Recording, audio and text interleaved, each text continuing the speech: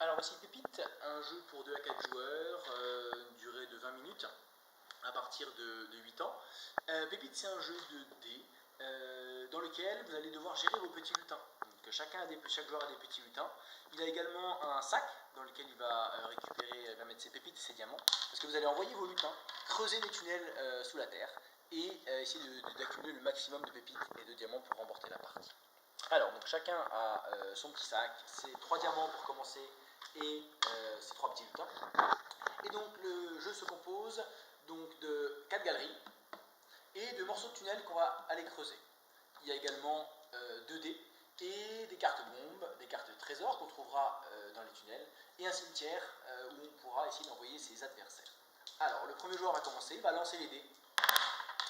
Et alors, plusieurs manières de creuser les tunnels. J'ai fait un 3 et un 4. Donc le dé rouge va représenter la galerie. Donc là, je pourrais placer quelque chose dans la galerie 3.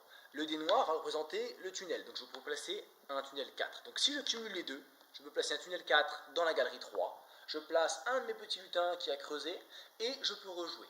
Je peux aussi décider de placer ce que je veux dans la galerie 3. Donc par exemple, de placer hop là, celui-là, le tunnel 1, on va voir pourquoi, dans la galerie 3.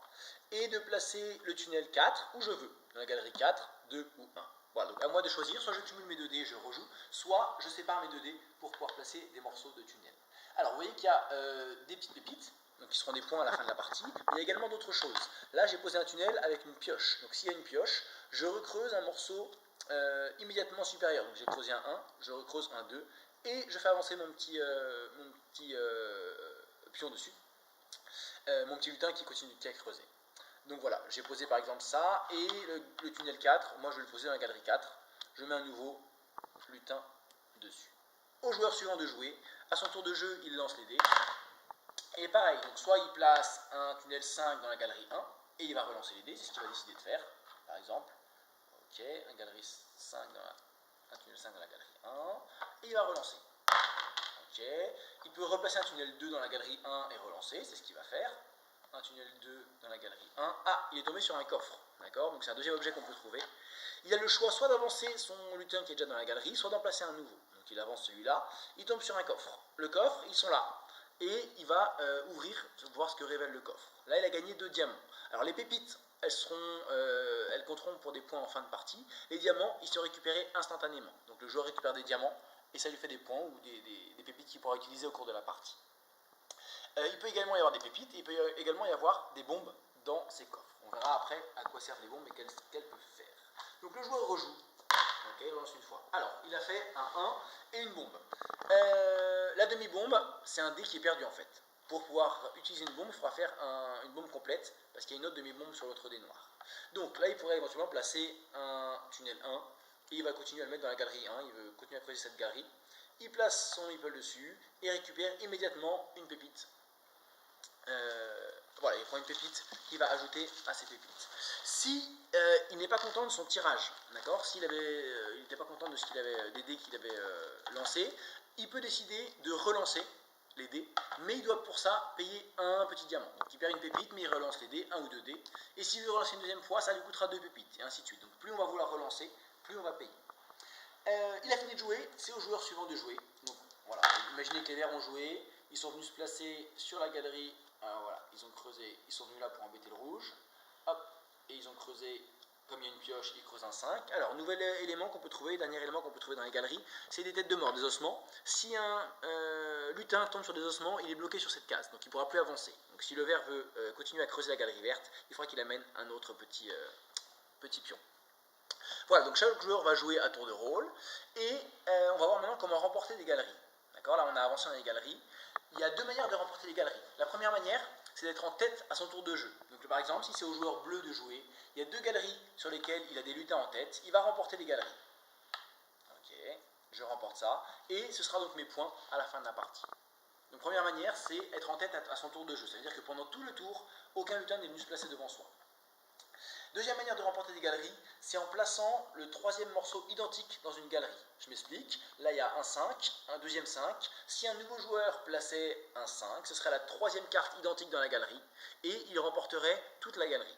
Alors il remportera la galerie, mais là vous avez vu qu'il y aurait d'autres, admettons que je le fasse, il y a quand même d'autres joueurs, d'autres lutins dans la galerie, et je vais devoir leur verser un salaire, parce qu'ils m'ont aidé à creuser. Donc je devrais verser une pépite pour celui qui est le plus près de la sortie, je devrais verser 2 pépites pour celui qui est un peu plus loin, et ainsi de suite. S'il y avait un autre lutin, il en aurait 3, et un autre il en aurait 4, etc., etc.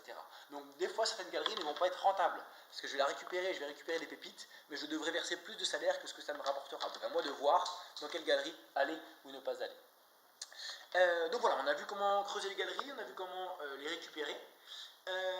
Voyons maintenant les bombes, à quoi ça sert. Alors les bombes, on va pouvoir les poser lorsque le lancer de dés indique 2 demi-bombes. Donc 2 demi-bombes, je peux poser ma bombe, je la pose sur la galerie de mon choix.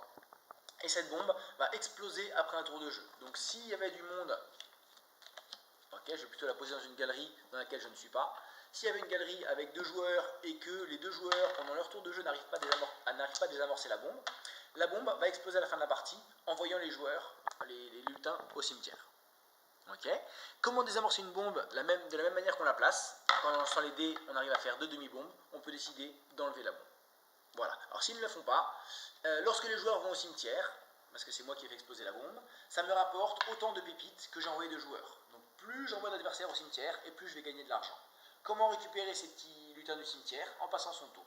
Donc voilà, à un joueur de voir si ça vaut le coup, soit de récupérer un ou des lutins du cimetière, soit de jouer, à voir ce qui est le plus intéressant. Les coffres on a vu, les bombes on a vu, le cimetière on a vu. Donc voilà, le jeu se poursuit ainsi, on récupère les cartes, et au dos des cartes, donc une fois qu'on a récupéré, vous allez aussi trouver des pouvoirs. Voilà, donc il y a des pouvoirs qui sont cachés, que vous découvrirez une fois que vous avez récupéré vos cartes, donc vous avez récupéré des galeries. Par exemple, celui-là permettra d'avoir un salaire augmenté de 1 à chaque fois qu'un joueur vous paye un salaire parce qu'il récupère une galerie. Donc dans ce cas-là, il va peut-être mieux ne pas récupérer des galeries, mais laisser les autres vous payer. Celui-là par exemple permettra d'annuler une bombe, de désamorcer une bombe. Donc voilà, vous allez trouver au dos de vos cartes des pouvoirs que vous pourrez utiliser, mais en perdant le gain éventuel de la carte. Donc là, si je désamorce la bombe, je perdrai mes 2 pépites et je défausserai la carte. Voilà, le jeu se poursuit ainsi jusqu'à ce que 3 tas soient épuisés. D'accord, il n'y a plus de 2, il n'y a plus de 4, et on imagine que les 5 se terminent. À ce moment-là, c'est la fin de la partie. Et les joueurs vont ramasser les cartes sur lesquelles ils se trouvent et compter donc le nombre de pépites qu'ils ont accumulé, plus le nombre de diamants qu'ils ont récupérés pendant la partie. Voilà, ben c'est tout. Bon jeu.